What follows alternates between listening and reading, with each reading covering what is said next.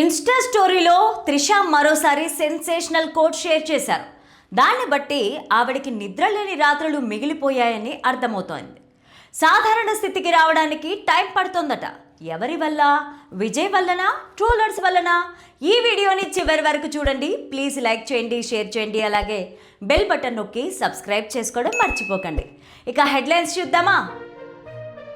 దాదాపు 4 నెలల నుంచి అంటే 2026 మొదలైనప్పటి నుంచి నిద్రపోవడం లేదు.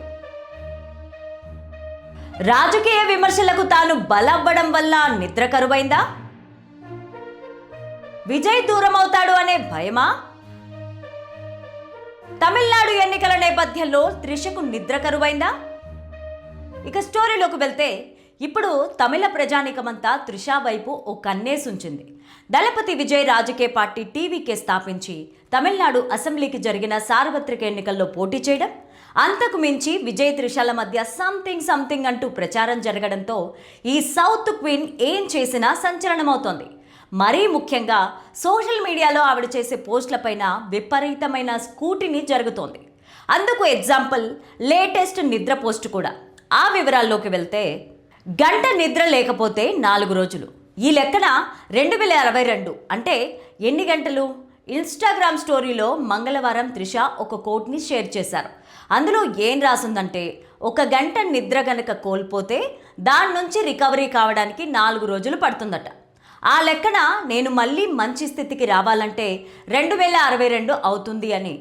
ఈ కోట్ త్రిష షేర్ చేయడం వెనుక కారణం ఏంటి?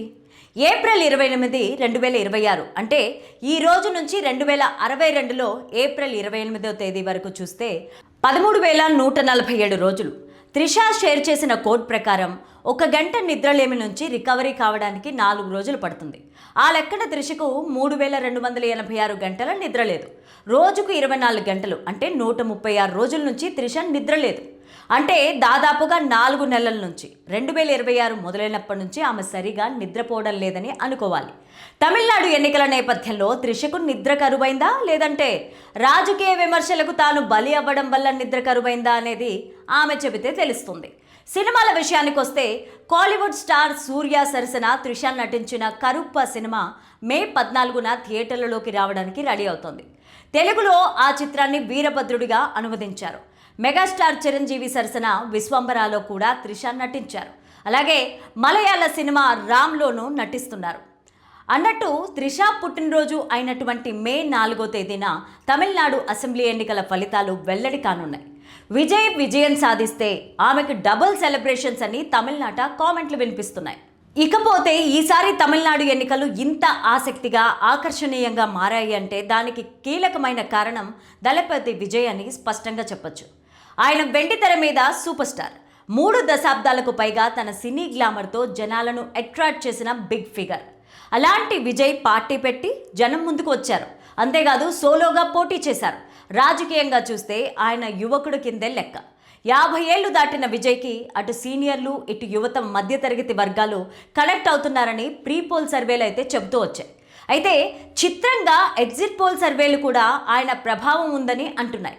రకరకాలైన సంస్థలు ఇచ్చిన ఎగ్జిట్ పోల్స్లో విజయ్ పార్టీ బాగానే ఓట్ షేర్ని రాబడుతుందని చెప్పాయి. కానీ గెలుపునకు ఆమడ దూరంలో నిలుస్తుందని పేర్కొన్నాయి. అయితే యాక్సిస్ మై ఇండియా సంస్థ మాత్రం విజయ్ పార్టీ కింగ్ అంటోంది. అందరి అంచనాలకు భిన్నమైన తీరులో ఈ సంస్థ ఎగ్జిట్ పోల్స్ని వెలువరించింది. ఈ సంస్థ చెప్పిన దాని ప్రకారం చూస్తే గనక విజయ్ టీవీకే పార్టీకి అనూహ్యమైన నెంబర్ 98 నుంచి 120 స్థానాలను దక్కించుకునే ఛాన్స్ ఉందని చెబుతోంది. మిగిలిన స్థానాలన్నీ 18 నుంచి 30 స్థానాల దాకా వస్తాయని మాత్రమే చెప్పాయి. కానీ యాక్సిస్ మై ఇండియా మాత్రమే ఈ కొత్త నెంబర్ ఇచ్చింది. ఉమ్మడి ఏపీలో చూస్తే 1983లో సీనియర్ ఎన్టీఆర్ అద్భుతమైన విజయం సాధించారు. ఆనాడు 3.5 దశాబ్దాలుగా ఉన్న కాంగ్రెస్ వటవృక్షాన్ని కూల్చివేశారు.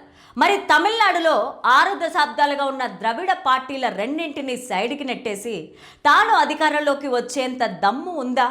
ఆ మాదిరిగా జనాలను ఆకట్టుకున్న తీరులో విజయ్ పార్టీ టీవీకే పర్ఫార్మెన్స్ ఉందా అన్నదే చర్చగా ఉంది.